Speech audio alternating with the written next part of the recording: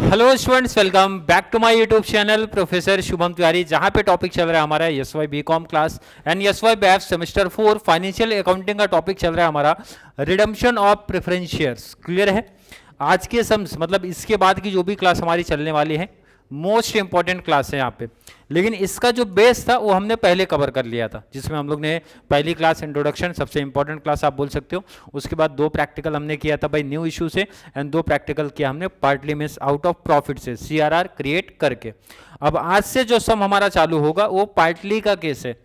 मतलब जो आप रिडीम करोगे, रिडम्पशन करोगे प्रेफरेंस शेयर को, कुछ पैसा आपको सीआरआर क्रिएट करना पड़ेगा means out of free reserve से, एंड कुछ पैसा आपको न्यू इशू से करना है। आपके एग्जाम में मोस्टली इसी टाइप के सम आपको देखने मिलने वाले हैं। तो चलिए स्टार्ट करते हैं आज की क्लास।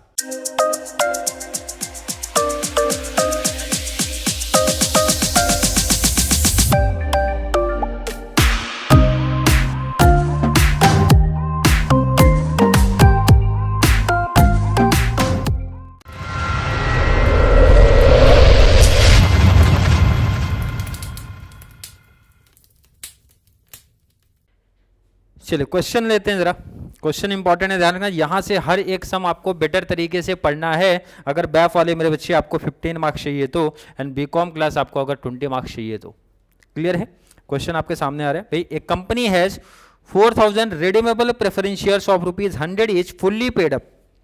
कंपनी ने डिसाइड किया to redeem these shares on December 31, 2017 at a premium of 5%।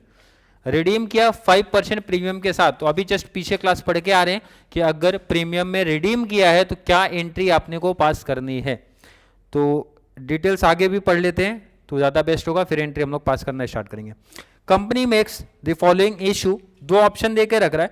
1000 equity share issue हुआ है of ₹100 each eight a premium of 10%। Equity share भी जो इशू हुआ है 10% प्रीमियम के साथ हुआ है। डिबेंचर इशू हुआ है 100 ईच के साथ में। लास्ट लाइन लिख रहा है भाई, issue was were fully subscribed and allotment were made, redemption was duly carried out, the company has sufficient profit। अब ये इंपॉर्टेंट लाइन है, इसीलिए मैंने पूरा सेंटेंस पहले पढ़ा कि भाई जो कंपनी के पास क्या मेंशन है, प्रॉफिट है कि रिजर्व है। तो ये इंपॉर्टेंट चीज होता है, पढ़ लिया करो भाई। कंपनी क्या बता रही है, वो बता रहे कि कंपनी के पास सफिशिएंट प्रॉफिट है। इसका मतलब है कि भाई न्यू इशू के बाद अगर आपको रिडीम करने के लिए उसकी कुछ पैसे की रिक्वायरमेंट है तो आप प्रॉफिट से ले सकते हो। इन शॉर्ट प्रॉफिट से आप सीआरआर क्रिएट कर सकते हो। बट इसमें एंट्री जब तक आप सिस्टमेटिक नहीं जाओगे, एंट्री या कॉन्सेप्ट आपको उतना बेटर तरीके से नहीं समझ में आएगा। तो सबसे पहले ड्यू की एंट्री पास होती है। किसकी एंट्री? ड्यू। स्टार्टिंग 1 पहली क्लास से ड्यू की एंट्री हम लोग ने पास करते हुए आए हैं। Number of debenture share, preference share कितने था? ऊपर ही देखो, लाइन अब फिर से रिपीट हो रहा है। एक company has 4000 redeemable preference share of ₹100 each, but premium पे रिडीम करना है। कितना परसेंट होगी? 5%। तो पहले इसकी एंट्री पास कर लो जरा, ड्यू वाली एंट्री। एंट्री नंबर 1 ड्यू की एंट्री है। एंट्री क्या है? प्रेफरेंस शेयर के ड्यू की entry. Preference share capital account debit, preference share capital account debit. अब ध्यान रखना ये प्रीमियम पे हो रहा है, तो प्रीमियम जब भी आ जाएगा तो ध्यान रखना प्रीमियम भी आपको डेबिट करना पड़ेगा। Premium on preference share capital, premium on preference share capital account debit to preference share holder, to preference share holder account. ध्यान रखना ये कॉन्सेप्ट उन्हीं बच्चों को बेटर समझ में आएगा जिन्होंने क्लास 1 से देखी है। तभी उनको समझ में आएगा सर ड्यू की एंट्री क्या है, प्रेफरेंस शेयर कैपिटल डेबिट क्यों हो गया है, तभी कॉन्सेप्ट बेटर समझेगा, वो चीज समझ लेना। नंबर ऑफ शेयर कितना था? 4000। फेस वैल्यू कितना? 100। तो मल्टीप्लाई करोगे ना, प्रेफरेंस शेयर कैपिटल का अमाउंट आता है, तो मल्टीप्लाई कर लिया, कितना आ गया भाई? 4 लाख। क्लियर है? क्लियर है क्या? इजी समझा? अब प्रीमियम कितना परसेंट दिया था? क्वेश्चन वहां पे मेंशन कर रहा है भाई 5% का प्रीमियम है, तो सिंपल है 4 लाख है, इंटू 5% कर दो, निकालो जरा कैलसी पे। 4 लाख का 5%, 4 लाख का 5% 20,000। आई होप हर एक बच्चे का आया होगा। एंड दोनों को ऐड कर देंगे तो शेयर कैपिटल का अमाउंट मिलेगा, इट मीन्स 4,20,000। क्लियर है क्या? आई थिंक क्लियर कॉन्सेप्ट होगा। नरेशन हर एक बच्चे को पता होगा, फिर भी लिखाता हूँ। बीइंग, एंट्री किस चीज़ के पास हुआ? ड्यू की। बीइंग अमाउंट पेबल या फिर ड्यू आप बोल सकते हो, अमाउंट पेबल या अमाउंट ड्यू लिख सकते हो। क्लियर है? शॉर्ट में लिख रहा हूँ, और डिटेल्स यहाँ पे लिखा जाता है कितने नंबर ऑफ शेयर्स है वगैरह, तो ऑलरेडी मैं बता चुका हूँ, क्योंकि इसमें एंट्री ज़्यादा है वैसे, इसलिए मैं नरेशन के लिए बहुत ज़्यादा नहीं लिख रहा हूँ, मेन कॉन्सेप्ट आपको सिखा दे रहा हूँ, बाकी डिटेल्स नरेशन मैंने सिखाया। नंबर 2 सबसे इंपॉर्टेंट, अगर आपका प्रेफरेंस शेयर जब आप रिडीम करने जा रहे हो प्रीमियम पे है तो नेक्स्ट एंट्री आगे पढ़ना ही मत, पहले यहीं पे रुक जाना, क्योंकि इनको रिटर्न ऑफ करना होता है प्रीमियम को। तो रिटर्न ऑफ कैसे होता है? प्रीमियम आपने यहाँ पे कहाँ लिखा है? डेबिट, तो इसको करना है क्रेडिट। इसको कहाँ करना है? क्रेडिट। तो क्रेडिट में आप लिखोगे टू प्रीमियम, वही सेम चीज क्रेडिट लिखो, to premium on preference share capital, preference share capital account. और ये जो आप रिटर्न ऑफ करते हो ना, ये कहां से करोगे? फ्री रिजर्व से। तो रिजर्व कौन सा मेंशन था? प्रॉफिट, लास्ट में मेंशन है ना भाई, सफिशिएंट प्रॉफिट है कंपनी के पास, तो इसका मतलब है प्रॉफिट एंड लॉस से आपको करना पड़ेगा। कितना? जितना प्रीमियम रहेगा उतना। क्लियर है? नरेशन सिंपल है भाई, premium on preference share capital return of from PNL account या फिर फ्रॉम फ्री रिजर्व। क्लियर है क्या? सिंपल नरेशन है, जो एंट्री पास करे वही चीज। ये किस चीज की एंट्री पास किया? सर प्रीमियम को रिटर्न ऑफ किया है। कहां से किया? पीएनएल से किया या फिर फ्री रिजर्व आप बोल सकते हो, वहां से किया। तो ये एंट्री पास करना, प्रीमियम के होते ही ये एंट्री पास हो जाएगी। ये क्लियर है? इसके बाद सम को आगे बढ़ाते हैं। इसके बाद बोला गया भाई दो कंडीशन है, पहला तो इक्विटी शेयर कैपिटल इशू किया, वो भी प्रीमियम पे इशू किया, एंड सेकंड डिबेंचर इशू किया। दो चीज इशू किया गया। तो पहले इक्विटी शेयर इशू का कॉन्सेप्ट देखो जरा। इक्विटी शेयर इशू किया, पैसा आएगा, पैसा आने का मतलब बैंक डेबिट, हमारा bank account debit, bank account debit.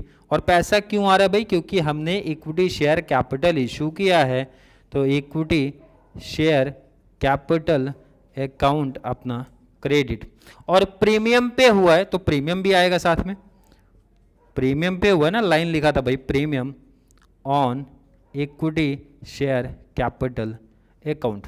कैसे अमाउंट फाइंड आउट करेंगे जरा सीखो यहाँ पे और बेटर तरीके से। 1000 equity share of ₹100 is face value के साथ मल्टीप्लाई करोगे ना, तो आपको इक्विटी शेयर कैपिटल का अमाउंट मिलेगा। तो मल्टीप्लाई कर लो भाई, 1 लाख आया। क्लियर है क्या किसी को? सिंपल है भाई, फेस वैल्यू से के साथ मल्टीप्लाई किया तो इक्विटी शेयर कैपिटल का, और आगे लिखा 10%, तो भाई 1 लाख का 10% कितना होता है? 10,000। और दोनों को टोटल कर दो, अमाउंट लिख दो भाई 1,10,000।